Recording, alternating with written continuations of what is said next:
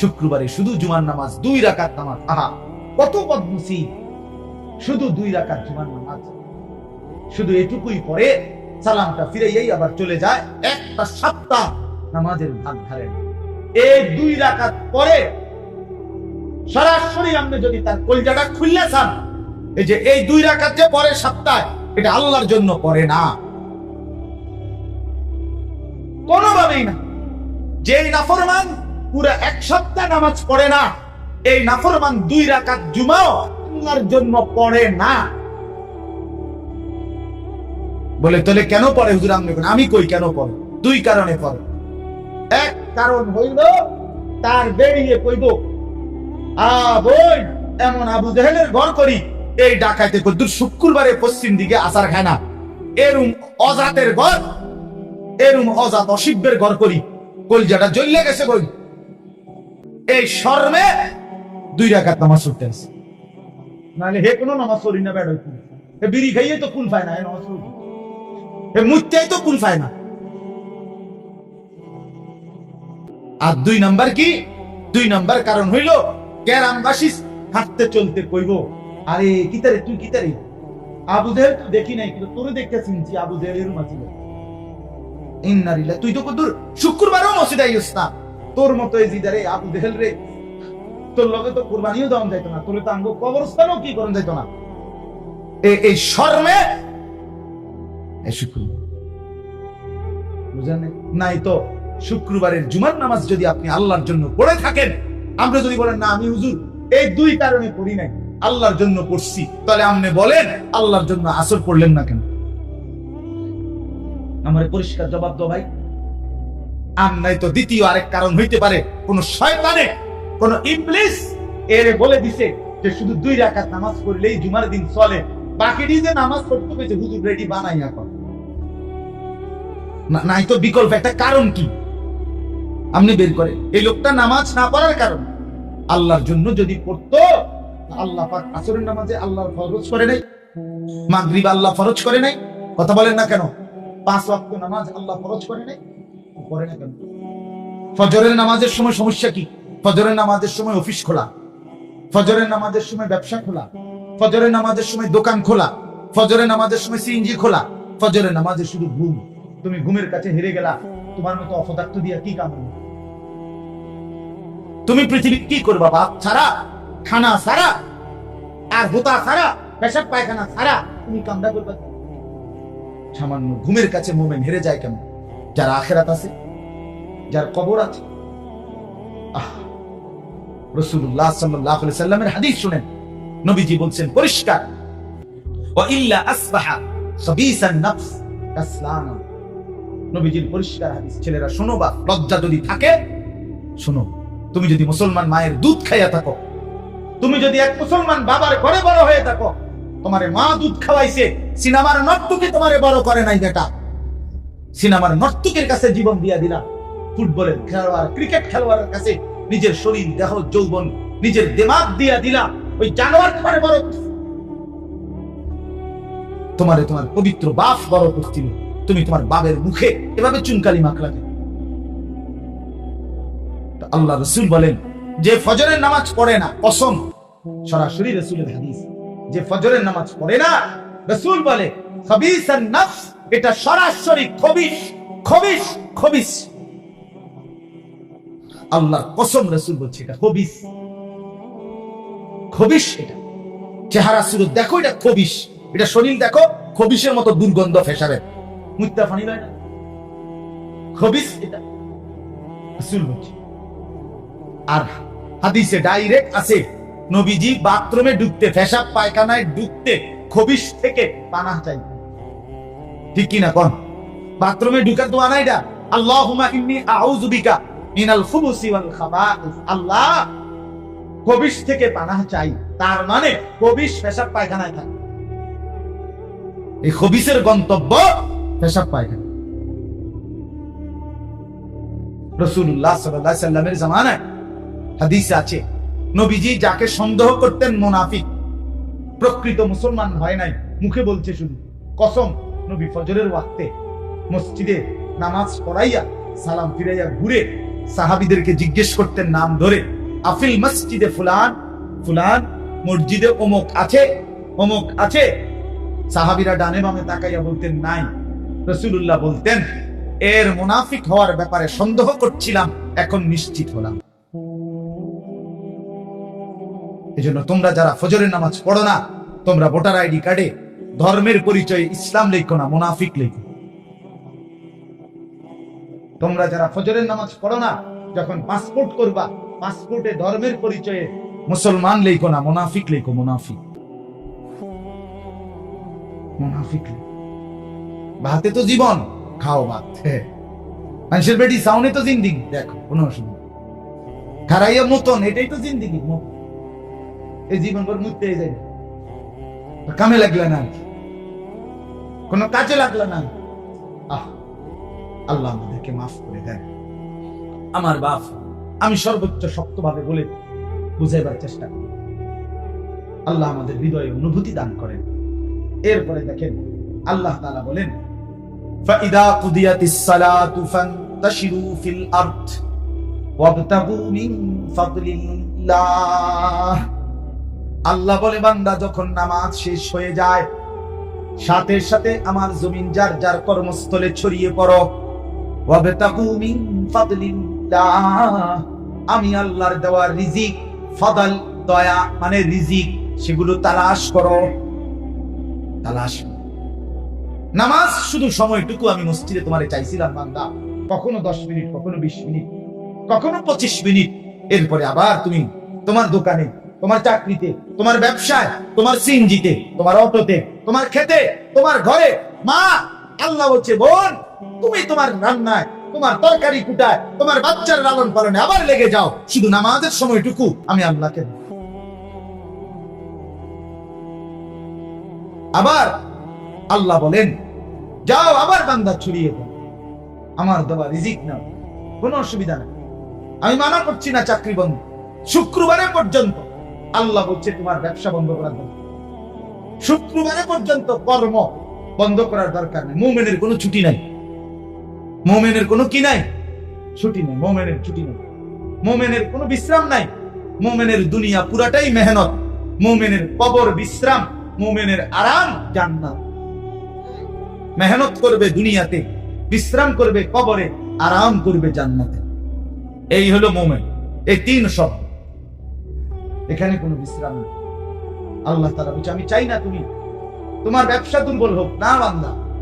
জুমার নামাজের আযানের আগে করো, নামাজ শেষে আবার ব্যবসা করো, আবার কামাই করো, কোনো আপত্তি নেই, কিন্তু নামাজের সময়টুকু আমাকে দাও।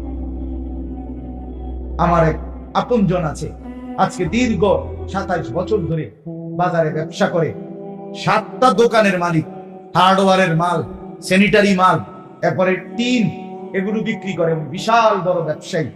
উনি আর ওনার ছেলে দুইজনে মিলেই এই দোকানের সব মাল সামানা বিক্রি করে সারা বাজারের সবচেয়ে বড় প্রতিষ্ঠিত ব্যবসায়ী। বাজার ব্যবসায়ী সমিতির সভাপতি ছিল কমপক্ষে 2-4 বার। এই আত্মীয় আমার, এই আপনজন, গত 27 বছরে ওই বাজারের কোনো মানুষ বলতে পারবে না তার 1 রাকাত জামাত ছুটছে। কসম আল্লাহ,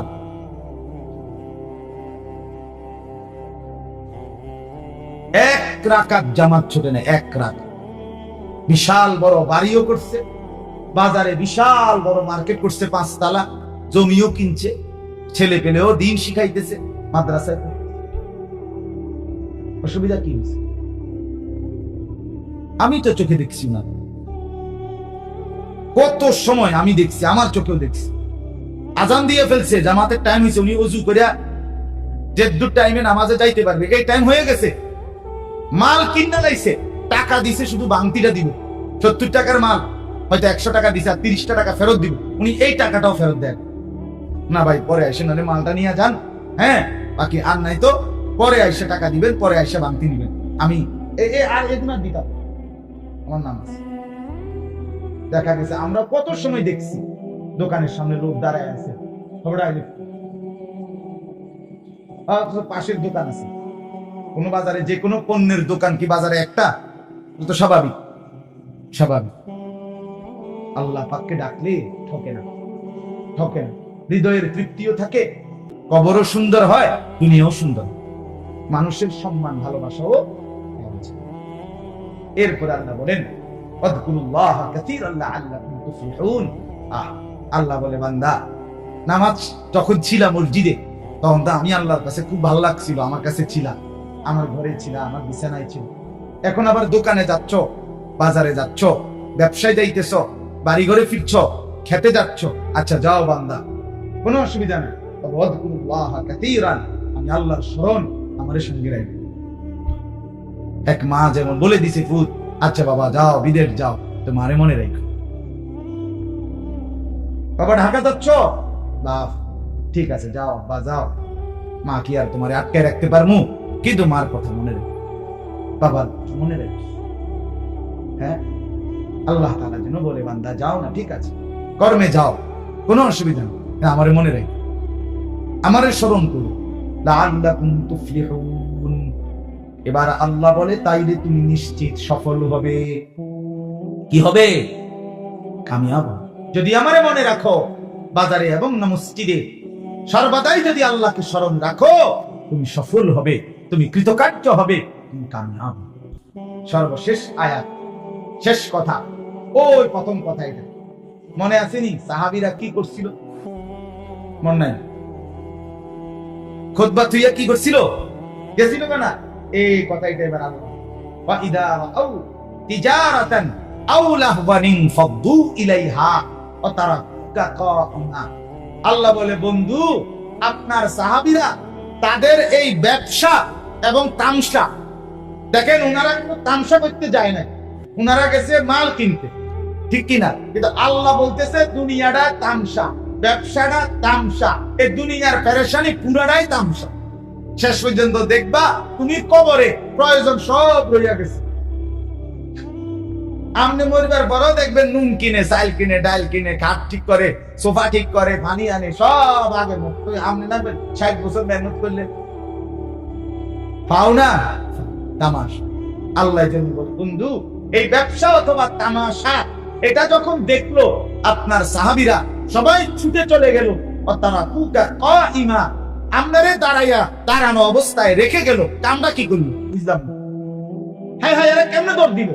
এই আল্লাহ তখন বলে কুল মা ইনদাল্লাহি খায়রুম মিনাল লাহবি ওয়া মিনাত তিজারা। বন্ধু, নামাজ পড়লে, খুতবা শুনলে, সিজদা দিলে, জিকির করলে, তাসবিহ করলে আমি যা দিতাম বলে দেন তাদেরকে, তোমাদের এই ব্যবসা তামাশার চাইতে কোটি কোটি কোটি গুণ বেশি। আল্লাহু খায়রুর রাযিকিন। যদি বলো মাল না কিনলে হবে কেমনে? আল্লাহ বলেন আগেও তো মাল আমি দিলাম, এখনো তো আমি দেব, আমি তো হচ্ছি সবচাইতে উত্তম রিজিক দাতা। সবচেয়ে বড় রিজিক দাতাকে, সবচেয়ে উত্তম রিজিক দাতাকে। তাইলে এই মাল তুমি কিনতে পারবে না, দিকে মরে যাবা, আমি নাই, কথা পাই না, আমি আছি না। আমার এক ঘনিষ্ঠ মানুষ মহব্বত করে, উনি ক্রোকারিজের ব্যবসা করতেন। ক্রোকারিজ বুঝেন? ও বালতি বুলতি বেচে, যে প্লাস্টিকের এডি, এই মালের ব্যবসা করতেন। উনি আমার একদিন কইতেছে, খুব ঘনিষ্ঠ মানুষ আমার মহব্বতে, হুজুর ব্যবসাটা ছেড়ে দিন। আমি কেন?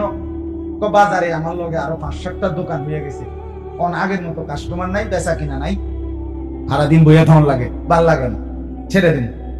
আমার পকেটে এরকম আমি তসবিহ বের করে ওনার হাতে দিলাম, দিয়া বললাম ভাই কালকের থেকে টাইম মতো দোকান খুলবেন, যথাসময়ে সবসময় যেভাবে বন্ধ করতেন আগে, এই টাইমে বন্ধ করবেন, আর ক্যাশে বইয়া থাকবেন, যতক্ষণ বেচা কিনা হবে কাস্টমারের কাছে বেচবেন, আইলে কাস্টমার, আর যদি কাস্টমার না থাকে শুধু তাসবিহ করবেন, সুবহানাল্লাহ, আলহামদুলিল্লাহ, আল্লাহু আকবার, লা ইলাহা ইল্লাল্লাহ, আস্তাগফিরুল্লাহ, দুরূদ শরীফ সাল্লাল্লাহু আলাইহি ওয়াসাল্লাম, শুধু তাসবিহ করবেন। তাই শুনে আপনার কামাই বন্ধ হবে না।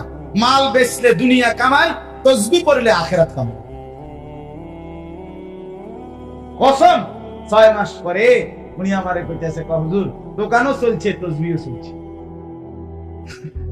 ব্যবসাও ছাড়তাম না, তাসবিহ আর কি। আল্লাহ তাআলা আমাদের প্রত্যেককে তৌফিক দান করেন, আমরা বুঝতে শিখি, আল্লাহকে না ভুলি, আল্লাহকে না ছাড়ি। আল্লাহ তাআলা আজকের এই মাহফিল, যুবকদের এই আয়োজন, আজকের এই ফিকিরে আল্লাহ তাআলা যেন বরকত দান করে। সকলেই বলেন আমিন। সুবহানাল্লাহি ওয়া বিহামদিহি, সুবহানাকাল্লাহুম্মা ওয়া বিহামদিকা, আশহাদু আল লা ইলাহা ইল্লা আনতা, আস্তাগফিরুকা ওয়া আতুবু ইলাইক। গুনাহ ছেড়ে দিন, আল্লাহর ইবাদতে অভ্যস্ত। ছেলেকে বলেন, মেয়েকে বলেন, স্ত্রীকে বলেন, নিজেকে বলেন, খামখেয়ালি করেন না, গাফলতি করবেন না। আমি আপনাদের সামনে 3টা আয়াত পড়ছি কোরআনুল কারীমের 28 নম্বর পারা, কোরআনুল কারীমের 62 নম্বর সূরা। সূরাটির নাম সূরা জুমআহ। এই সূরার 3টি আয়াত আপনাদের সামনে তেলাওয়াত করেছি। আর অল্প একটু সময় এই 3টা আয়াতের তরজমা আপনাদেরকে শুনাইতেছি ইনশাআল্লাহ। এরপরেই আমার কথা শেষ। সূরাটার নাম হলো জুমআহ, মানে জুমার দিন। আজকে শুক্রবার না গেছে, এই জন্যই করছি জুমআহ। আরবিতে জুমআহ শব্দের অর্থ হলো একত্রিত হওয়ার দিন, একত্রিত হওয়া, আল ইজতিমা। যেহেতু ইয়াউমুল জুমআহ শুক্রবার দিন ঈমানদার মুমিন বান্দারা আল্লাহর ঘর মসজিদে ব্যাপকভাবে জমা হয়, একত্রিত হয়, এই জন্য এটাকে ইয়াউমুল জুমআহ, একত্রিত হওয়ার দিন, সমাবেশের দিন, সবার সম্মিলিত একত্র হওয়ার দিন বলা হয় জুমআহ। কোরআনুল কারীমের মধ্যে আল্লাহ তাআলা এই জুমআহ এই নামেই হুবহু কোরআনের এই সূরাটা নাযিল করেছে। এই সূরার নামই জুমআহ। আর এই সূরার 3টা আয়াত, শেষের 3 আয়াত, সূরাটা একদম ছোট্ট, 11টা আয়াত মোট সূরাটা। তার মধ্যে শেষের 3 আয়াত 9, 10, 11, এই 3 আয়াতে আল্লাহ তাআলা জুমার ব্যাপারে একটা গুরুত্বপূর্ণ কথা বলছে। তো তাফসীরের একটা নিয়ম আছে, কোরআন তাফসীরের নিয়ম হলো আল ইবরাতু বিউমুমিল লাফজ লা বিখুসুসিস সাবাব। অর্থ হইল কোরআনুল কারীমে যদিও সম্বোধন করা হয় নির্দিষ্ট ব্যক্তি বস্তুকে, কিন্তু বোঝানো হয় ব্যাপকভাবে সকলকে। কথাটা আপনি বুঝছেন? যেমন ফেরাউনের ঘটনা, তোদের হেতের ঘটনা, আমার কি তাই না? আমনুর জন্য নমরুদের ঘটনা, তোদের নমরুদের ঘটনা, নমরুদে নাফরমানি করছে, নমরুদে ফচ্চা মরছে, আমার কি তাই না? আমার জন্য ইবরত, শিক্ষা, উপদেশ। মানে যদিও ঘটনা, কথাটা নির্দিষ্ট কোনো ব্যক্তি, অবস্থা, বিশেষ ক্ষেত্রে, কিন্তু বুঝানো উদ্দেশ্য কি? সকল। কথা বুঝছেন কিনা বল? তো এইখানে আল্লাহ তাআলা জুমার নামাজের একটা বিশেষ বিষয়কে কেন্দ্র করে এই আয়াতগুলো নাযিল করেছিলেন।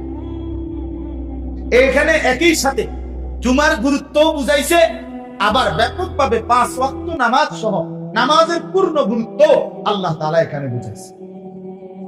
যদিও ঘটনার বিশেষ প্রেক্ষাপট জুমাকে কেন্দ্র করে, কিন্তু বুঝানোর উদ্দেশ্য 5 ওয়াক্ত নামাজ সহ পূর্ণ নামাজ।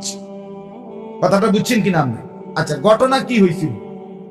ঘটনা হয়েছিল এই একটা ছোট্ট ঘটনা ঘটছিল এই আয়াতের প্রেক্ষাপট বলার জন্য আমি বলতেছি। এটা শানে নুজুল বলে। আমাদের প্রিয় নবী সাল্লাল্লাহু আলাইহি সাল্লাম প্রথম দিকে জুমার নামাজের খুতবা, জুমার নামাজের যে খুতবা দেয় না, 2টা খুতবা দেয় দাঁড়াইয়া ইমাম সাহেব। মূলত বাংলা যে ওয়াজ করে এটা কোনো খুতবা না, এটা হলো এমনি নসিহত আমভাবে। কিন্তু মেন খুতবা হলো কয়টা? এই 2 খুতবা রাসূলুল্লাহ সাল্লাল্লাহু আলাইহি ওয়াসাল্লাম প্রথমত আল্লাহর হুকুমে প্রথমত খুতবা দিতেন ইসলামের প্রথম দিকে, মানে জুমার বিধান আসার প্রথম দিকে জুমার নামাজ পড়াইয়া খুতবা দিতেন। এটাই ছিল বিধান। যেমন এখনো ঈদের নামাজের খুতবা কখন হয়? এরকম, ঠিক এরকম। ঈদের নামাজের খুতবা যেমন পরে হয় এখন, ওর আগে প্রথম দিকে জুমার খুতবাও কি হইতো? পরে নামাজ পড়াইয়া এরপরে 2টা খুতবা দিতেন। আচ্ছা, এটা একটা কথা বলি। 2 নম্বর বিষয় হলো রাসূলুল্লাহ সাল্লাল্লাহু আলাইহি সাল্লাম মদিনায় জুমার নামাজ যখন পড়তেন, এই সাহাবায়ে কেরাম যে জুমা পড়তেন, জুমার পরে খুতবা শুনতেন, তো মদিনার বাজার ছিল পাশেই। মদিনার বাজারে তখনকার যুগের একটা নিয়ম ছিল, বাজারে পাইকাররা, পাইকারি মাল যারা নিয়ে আসে, তারা মাঝে মধ্যে 2 দিন পর, 10 দিন পর, 15 দিন পর, 20 দিন পর তারা পাইকাররা মাল নিয়ে আইতো বাজার ওই জমানায়। তো মাল নিয়ে আসলে তারা বাঁশি দিয়া বা তবলা দিয়া ফু দিত, মানে মাল নিয়ে আইছে। এটা শুনলেই খুচরা দোকানদাররা যে যেখানে আছে তারা সব হুর মুড়ি দিয়া দৌড়াইয়া আফাইয়া তাফাইয়া আসতো মাল কিনার জন্য। কেন? কারণ বেচারা আসছেই 20 দিন পর, 25 দিন পর। কিনুন না বহুত ঠিক মতো যদি দোকানদারে, খুচরা দোকানদারে মাল কিনতে না পারে টাইম মতো, তাইলে তো তার 20 দিন আবার ব্যবসা নাই। কথা বুঝছি? এই কারণে সবার নজর থাকতো পাইকার আইতে দেরি তারে লইয়া জাফাইয়া পড়তো, যার যা দরকার তা তাড়াহুড়া করে কিনত। এই সময়ে এই ঘটনা যখন, এই সময়ে মদিনার মধ্যে দ্রব্য মূল্যের খুব বেশি চড়া দাম ছিল, 1। 2 নাম্বার, পাইকার মাল আনতে দেরি করত, মানে আজকে অনেক দিন যাবত নিয়ম মতো মাল আসে না। এই ঘটনা একত্র হয়ে গেছে। নবীজি জুমার নামাজ পড়াইছে, পড়াইয়া সারছে, এখন এই খুতবা দিতে দাঁড়াইছে। ওই যে বললাম আগে খুতবা হইতো কখন? নামাজের পর। তো নবীজি দাঁড়াইছে খুতবা দেওয়ার জন্য, খুতবা দিতেও দাঁড়াইছে, বাজারে বাসিও দিছে। বুঝছেন নি কথা? দাহিয়া ইবনে খালফ কালবি একজন ব্যক্তি, সে পাইকারি মাল নিয়ে আসছে। সে তখন মুসলমান না, ওই পাইকার বেড়ায় কি না মুসলমান। সে আইসা যখন তবলা অথবা বাঁশি ফু দিছে, এই যে সাহাবায়ে কেরাম এখানে যারা ব্যবসায়ী অধিকাংশ মদিনার, ওনারা তাৎক্ষণিক, ওনাদের আর জেহানে এই কথা ছিল না যে নবীজি দাঁড়ায় রয়েছে খুতবা দিতেছে। ওনারা ভাবছে নামাজ তো শেষ, হ্যাঁ, ওনারা দিছে তো। আর এখানে যে নবীজি দাঁড়ায় আছে এ কথা মনে না। ওই যে তাদের তো মাল দরকার ভীষণ, একটু দেরি করলে তো পাইকারির মাল বেচা হইয়া গেলে ওনারা আর পাবে না। এই ওনারা দৌড়াইয়া ওইখানে গেছে। মসজিদে তখন নবীজির সামনে তাফসীরের মধ্যে লিখছে মাত্র 12 জন সাহাবী বসে, ইসনা আশা 12 জন, আর বাকিরা সব চলে গেছে নিজেদের মাল কিনবার জন্য। এই বিষয়টা আল্লাহ তাআলা ভীষণ অপছন্দ করেছে।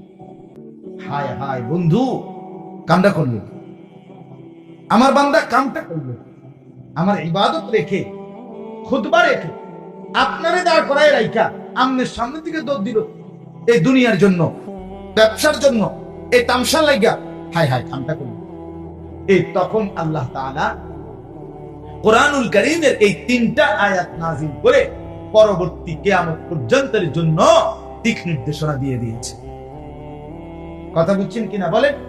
দেখেন আল্লাহ তাআলা বলেন, ইয়া আইয়ুহাল্লাযীনা আমানু, হে ঈমানদারগণ, হে মুমিনগণ, ইযা নুদিয়া লিস-সালাতি মিন ইয়াউমিল জুমআহ, যখন তোমাদেরকে ডাকা হয়, আহ্বান করা হয়, আযান দেওয়া হয়, লিস-সালাতি মিন ইয়াউমিল জুমআহ, শুক্রবার জুমার দিনের নামাজের জন্য, জুমার নামাজের জন্য, ফাসআউ ইলা যিকরিল্লাহ, এ আল্লাহর প্রথম হুকুম।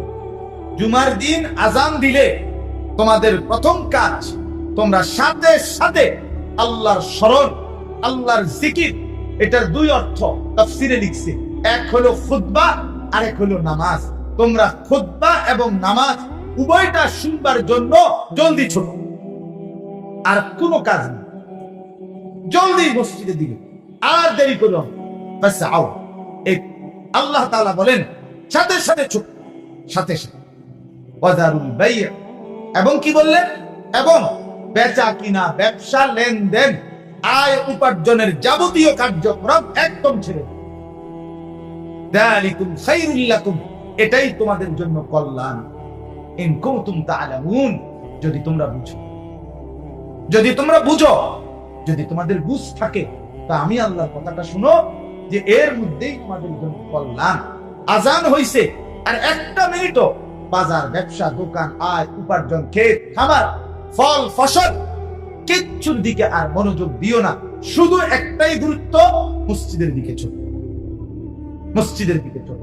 আচ্ছা, এখান থেকে আমি আপনাদের কাছে ছোট্ট 2-1টা কথা বলতে চাই। 1 নম্বর কথা হলো আরবি ভাষায় ফা, এখানে একটা শব্দ আছে ফাসআউ।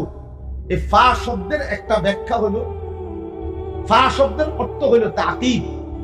তাকিব মানে হলো আগেরটা শেষ হবে তাৎক্ষণিক, পরেরটা শুরু হবে, এই ক্ষেত্রে ফা ব্যবহার হয়। আচ্ছা, আমি এতটা ভাঙ্গে বলার একটা উদ্দেশ্য আছে, আপনাদের এটা তাফসীরুল কুরআন না, এই জন্য কিছুটা ব্যাখ্যা সমৃদ্ধ বলাই উচিত। কথা বুঝছেন কি? আচ্ছা, মনে করেন বাংলায় তাহলে বুঝবেন, মানে ঘরের থেকে বাইর হইছে লোকটা, বাইর হইয়া মাত্র পাউডার দিছে, দেখে একটা সাপ। এই লোকটা এই কথাটা কেমনি করে আরেকজনের কাছে, ভাই বিশ্বাস করেন ঘরটার থেকে আমি পাউডার দিয়ে ছাড়ছি না, লগে দেখি সাপটা কি এটাও আমার পাও দেওয়া বাইর হওয়া, এটাও শেষ, সাপ দেখাও কি শুরু শুরু, মানে দুইটা একদম মুখোমুখি নাকি? এই কথাটা মানুষে বলে আধা ঘন্টা পরে সাপ দেখলে, রাস্তাটা গিয়ে সারলাম না দেখি অ্যাক্সিডেন্ট, তার মানে কি রাস্তা যাওয়ার 1 ঘন্টা পরে কথা বলার জন্য আরবিতে বলে ফা। তা আল্লাহ এখানে বলছে ফাসআউ ইলা যিকরিল্লাহ, আমার বান্দা আযানটা শেষ হইতে দেরি, তোমার আর কোনো কাজ নাই, শুধু মস্তি, শুধু মস্তি। তাহলে রেডি হবে কখন? কথা বলেন না কেন? রেডি হবে কখন বলেন না? আযান প্রস্তুত থাকবে কখন? আগে। দুর্ভাগ্য আমাদের, শুক্রবার দিনও জুমার নামাজের যখন আজান হয় তখন আনবো মনে পড়ে অনেকে আজকে ইন্না লিল্লাহ, কি তো হায় হায় হায়, শুক্রবার, আজকে শুক্রবার, এই সময় আগে কইবো লুঙ্গি কো, সাবান কো, এবারে হেবডি কইতেছে যা অক্ষণ যাবেন কা, গরু দিলে কতদিন গোসল করাইতেন না, এবারে গরু গোসল করায়, ছাগল গোসল করায়, মানুষ গোসল করায়, নিজে গোসল করে, এরপরে হাফাইয়া তোফাইয়া লাফাইয়া দফাইয়া মসজিদে ঢোকে যে সময় ইমাম সাহেব খুতবা অর্ধেক করে দিচ্ছে। এরপরেও এই যে দেরি হইতেছে 5টা মিনিট, এই জন্য গরিব দিকে চাইছে মনে 50, কারণ তারা তো শয়তানে কামড়াইতেছে, ইবলিসে তো কামড়া। কি রে বেটা, তুই তো মসজিদে যাবি না, মানুষ না, গেছত গা, তুই বাইরে তাড়াতাড়ি, আমি কোন সময় কতক্ষণ দাঁড়াই থাকুন শীতে নিয়ে, এই হলো ভালো কথা বুঝছে। অথচ আল্লাহ তাআলা বলছেন বান্দা আযানের পরে কাজ শুধু একটাই, মসজিদ, নামাজ। আগের থেকেই রেডি থাকি, আগের থেকেই রেডি থাকি। আহা বাপ, আমরা ভুলেই থাকি কেন? আমরা যে সারা বছর সারা সপ্তাহ 5 ওয়াক্ত নামাজ পড়ি, 5 ওয়াক্ত নামাজ যে পড়ে আল্লাহর কসম তার জীবন সমান তালে চলতে থাকে, চলতে। এক বুজুর্গকে জিজ্ঞেস করছিল, হযরত আপনি আল্লাহর পেয়ারা বান্দা, আপনি যদি জানেন আগামীকাল ঠিক 24 ঘন্টা বরাবর, আগামীকাল 11টা বাজে, এখন 11টা বাজে, আপনি মারা যাবেন, আপনার হাতে সময় আছে আর 24 ঘন্টা বরাবর, আপনি এই 24 ঘন্টা কি করবেন? কসম আমরা কিতাবে পড়ছি, ওই আল্লাহর ওলি বলছে আল্লাহর কসম বিগত 40 বছর 50 বছর যা করতেছিলাম তাই করব। বিগত 50 বছর যাবত আমি প্রতিদিন প্রস্তুত ছিলাম মৃত্যুর জন্য। এখানে আর নতুনত্ব কি? আগামী 24 ঘন্টা, বিগত 24 ঘন্টা যেমন 5 ওয়াক্ত নামাজ পড়ছি, হালাল খাইছি, আল্লাহ তাআলার জিকির করছি, আল্লাহকে নিয়েছিলাম, আগামী 24 ঘন্টাও আল্লাহকে নিয়ে। এটা ছিল মন, এটা ছিল ইমানদার, এমন হওয়ার কথা। কিন্তু আফসোসের ব্যাপার হলো একটা সপ্তাহ খোদার 7টা দিন অসংখ্য মুসলমান আমাদের, আহা নওজোয়ান, সেই 7 বছর বয়স থেকে তোমার উপরে নামাজের আদেশ ছিল, আজ 16 বছর, 9 7 16, 9 বছরে 365 দিন করে তুমি গুনে দেখো কতগুলো নামাজ ছুটে গেছে। কি বলবা বাপ, কি বলবো? জিন্দেগি বেশি কি ভোগ করছো? আল্লাহকে ছেড়ে সারা রাত মোবাইলে ছবি দেখে, সারাদিন 1 ওয়াক্ত নামাজ না পড়ে মোবাইল টিপা, শেষ পর্যন্ত অর্জন কি? অর্জন কি? মোবাইলে 1 কোটি নারীর ছবি উলঙ্গ দেখার পরেও তো ধরতেও তো পারলা না, ছুঁইতেও তো পারলা না, শুধু কেবল ছবি দেখলা, আফসোস ছাড়া আর তো কিছু জুটলো না। শরীর নষ্ট হলো, যৌবন নষ্ট হলো, যৌবনের শক্তি নষ্ট হইলো, মোবাইলের এমবি শেষ হয়ে গেল, টাকাগুলো নষ্ট হইলো, আখিরাত বরবাদ হইলো। তুমি নিকৃষ্ট জানোয়ারের চরিত্র নিয়ে দিন কাটাইলা, রাত কাটাইলা, আর কি মিলল? আর মিললটা কি? আর কি মিলল? এই জন্য বন্ধু আমার, একটা ছেলে হলেও ভাই, 10টা ছেলে হলেও ভাই, তুমি তোমাকে চিনো। কেন আল্লাহকে না না 5 ওয়াক্ত নামাজ কেন করবো না আমি?